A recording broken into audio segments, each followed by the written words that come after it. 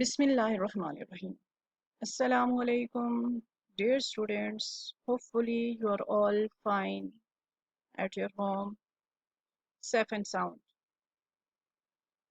Dear students, in previous class, we have learned about creating different worksheets using MS Excel. And these worksheets include monthly expense report, student result sheets, and salary reports.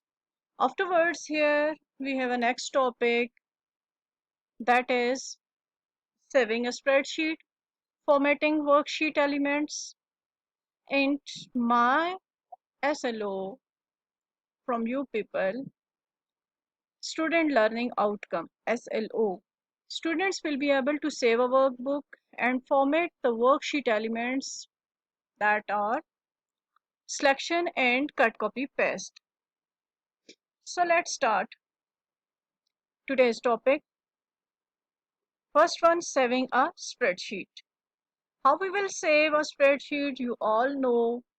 It's very much simple command that we are mostly using to save any document. In the environment of Microsoft Office Suite, we have the same command sequence, activities, steps to perform this command. For this purpose, we have more than one ways to apply this command.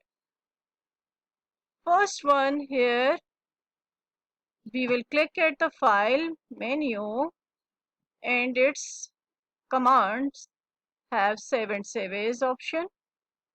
Otherwise, here you can see that at the quick access toolbar of MS Excel, we have a save button, save icon. This is second option of applying the save command. Third option is keyboard shortcut, that is Control S. Clear? First one, file menu. From file menu, save and save as command. Then comes keyboard shortcut, Control S.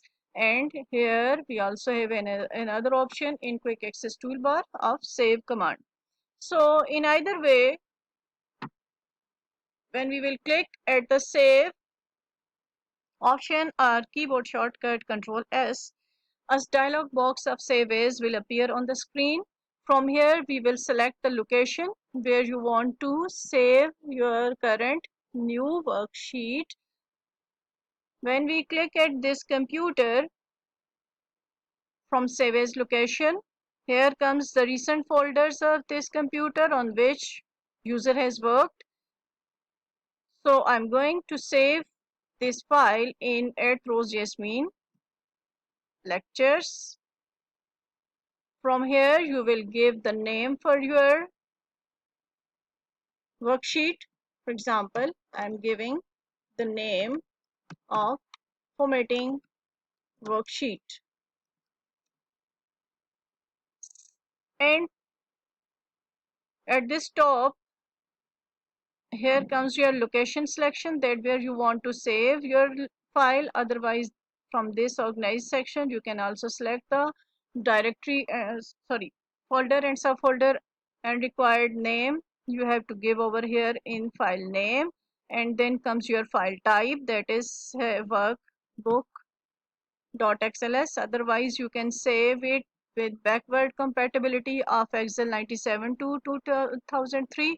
Otherwise, you can also save it with the web page extension, that this file will be open in browser window, will be able to open in a browser window. Otherwise, you can also save as a PDF file, portable document file. By default, Excel workbook are saved with .xls workbook Excel extension. Click on save. Now your file is saved. Then comes next topic, that is formatting worksheet elements, and this formatting will include in today's lecture first subtopic, that is selecting text, cell or range of cells, and whole worksheet. For this purpose, the sub commands that we have to learn today, that is to select a single cell. How we will select a single cell? Simply the cell which you want to select, you can go on that select on that cell with your mouse cursor movement. This is your white plus normal cursor of MS Excel worksheet. Bring your cursor. For example, I want to select B18 or B16. This cell I want to select. I have brought my cursor on the required cell and then simply tap on it, click on it, left click of your mouse. Now your required cell is selected. Otherwise, if you want to select B19, this is your name box present at the worksheet environment under the tabs area ribbon panel. This is your name box. Here you can also type your required cell address and press enter. Your control will be there. So in this way we can also select any required cell. First method is bring your cursor at the required cell and click on it, single left click. Otherwise use this name box and type over here your required cell and press enter. Your cell will be selected. So this is your cell selection, single cell. Then comes range of cell selection. How you will select range of cells. And range, what is range? Range is actually collection of consecutive cells.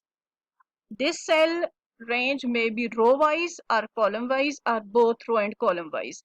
First one, how we will select a cell range which is in a same row, means here in cell range we have the one thing, one element common, that is row number.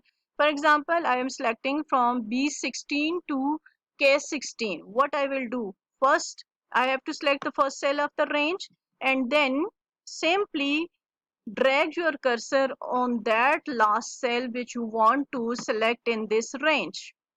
So in this way you will select the single range in a single row. And how we will select in a range which is in a single column? For that purpose, bring your cursor at the first cell and then simply click and drag up to the last cell. This is your range of cell selection. Then comes content of cell selection. Content of cell selection, for this purpose, first you have to bring your cursor on that specific cell and then double click on it. Your content is selected. Inside content, if you want to select any specific word, then double click on that word, that will be selected. Then comes entire row selection. How we will select entire row? For this purpose, we know that in Excel sheet we have the column labels and row numbers, and these column labels and row numbers also called row selector box and column selector box. When we want to select any specific row, we will bring cursor at that row number. Now row selector box has the cursor of this arrow, black arrow. Click on that row number, your complete row will be selected. If you want to select any complete column, then bring your cursor at that column and click on that column. Your complete column will be selected. Then how you will select complete worksheet cells? For that purpose, we have the shortcut of Control A, keyboard shortcut of Control A. Your complete cell of the workbook will be selected. Otherwise, another method of complete cell selection is this complete select all button, which is present under the name box. Click on it, your complete cells will be selected. Then comes cut copy paste. For cut copy paste, what we can do for this, the text which you want, the cell content which you want to cut.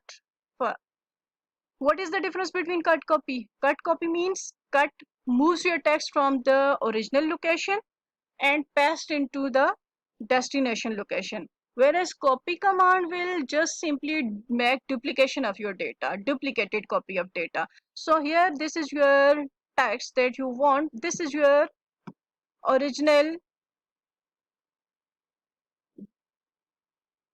source location, this is your source column. Okay, this is your source column. From this source column we want to move the text in destination column.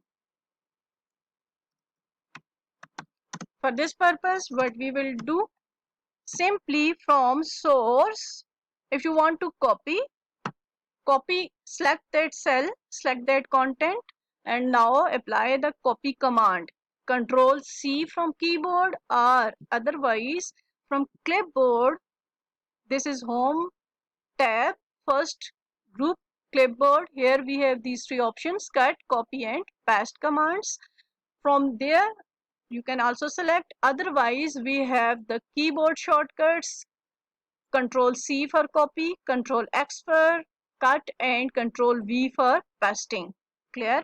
So here I have copied my content with the keyboard shortcut Control C. Now here is my destination in the same row with different column. J17 is my source and destination is M17, sorry. Now I am pasting over here with simply Control V. My text is copied. Here you can see that copy text is present in source and destination, both location. Then comes cut command.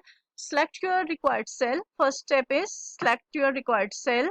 Now apply the keyboard shortcut Control X, or you can also find this command in clipboard. Or another third way is just to right click at that cell, and here comes your shortcut menu. From here you can also select these commands. So I am going to use cut command.